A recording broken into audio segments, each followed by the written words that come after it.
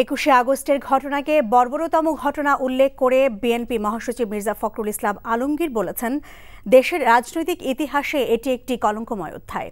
ওই ঘটনায় নিহতদের প্রতি সমবেদনা জানান তিনি। ঢাকা রিপোর্টার্স ইউনিটির সাগর রুনি মিলনায়তনে বাংলাদেশ ন্যাপের সাবেক চেয়ারম্যান শফিকুল গানী স্বপনের স্মরণ সভায় এসব কথা বলেন তিনি। মির্জা ফখরুল বলেন, দেশে গণতান্ত্রিক সরকার থাকলে রামপাল বিদ্যুৎ কেন্দ্রের মতো সুন্দরবন ধ্বংসকারী চুক্তি হতো না।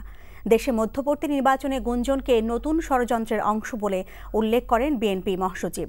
তীব্র সমালোচনা করেন বন্দুকযুদ্ধের নামে মানুষ হত্যার। আজকে সেই ২১শে আগস্ট বাংলাদেশের রাজনীতির ইতিহাসে একটা কলঙ্কময় ঘটনা ঘটেছিল। আমি আজকের এই দিনে নিহতদের আত্মার মাগফিরাত কামনা করছি। হঠাৎ করেই মধ্যবর্তী নির্বাচনের কথা এসে যাচ্ছে। হ্যাঁ, এসেছে, এবং এগুলো সব ষড়যন্ত্রেরই অংশ, যে ষড়যন্ত্রের মধ্য দিয়ে জাতীয়তাবাদী শক্তি, দেশপ্রেমিক শক্তি, গণতান্ত্রিক শক্তিকে আবার পেছনে ফেলে দেওয়ার প্রচেষ্টা চালানো হচ্ছে।